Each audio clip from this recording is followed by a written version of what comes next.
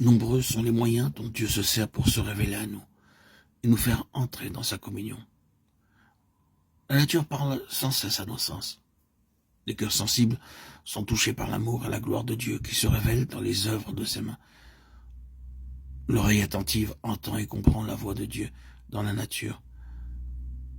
Les prairies verdoyantes, les arbres majestueux, les boutons et les fleurs, le nuage fugitif, la pluie, le murmure du ruisseau, la splendeur du ciel, tout parle à nos cœurs et nous invite à faire connaissance avec celui qui a créé toutes choses.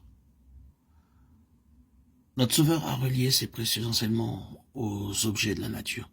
Les arbres, les oiseaux, les fleurs de la vallée, les montagnes, les lacs, la voûte azurée, aussi bien que les incidents de la vie quotidienne ont été utilisés par le Seigneur pour nous enseigner la vérité et nous rappeler constamment ses enseignements, même au milieu des tracas de la vie.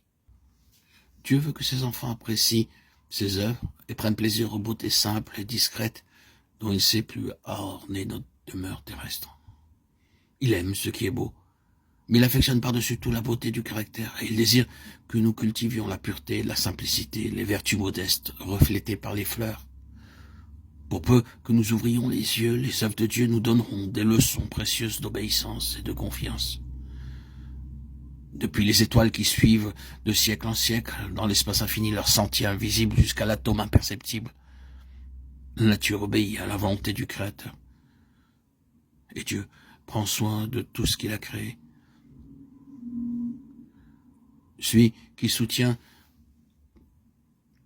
les mondes innombrables dont il lui a plu de parsemer l'immensité s'occupe en même temps du petit passereau qui gazouille sans souci son humble chant. Quand les hommes se rendent à leur travail quotidien, quand ils prient, quand ils se couchent le soir et quand ils se lèvent le matin, quand le riche donne des festins dans son palais, ou quand le pauvre rassemble sa famille autour de son frugal repas, toujours et partout, notre Père Céleste veille avec tendresse sur ses créatures. Il ne coule pas de larmes qui échappent à son regard, il n'est pas de sourire qu'il ne remarque.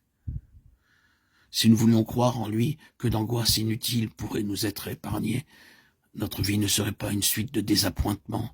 Toute chose, grande ou petite, serait remise entre les mains de celui qu'aucune multiplicité d'occupations ne tracasse et que n'accable aucun fardeau.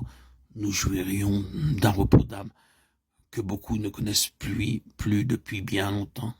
Quand vous vous sentirez transporté d'admiration par les beautés de la terre, pensez au monde à venir qui ne connaîtra pas la souillure du péché ni les affres de la mort, et d'où aura disparu toute trace de malédiction. Représentez-vous la demeure des élus et souvenez-vous qu'elle sera infiniment supérieure à tout ce que votre imagination peut concevoir de plus beau. Les splendeurs de la nature ne sont qu'un faible reflet de sa gloire. Il est écrit, ce sont des choses que l'œil n'a point vues, que l'oreille n'a point entendues et qui ne sont point montées au cœur de l'homme, des choses que Dieu a préparées pour ceux qui l'aiment. Dieu nous les a révélées par l'Esprit. 1 Corinthiens 2, 9, 10.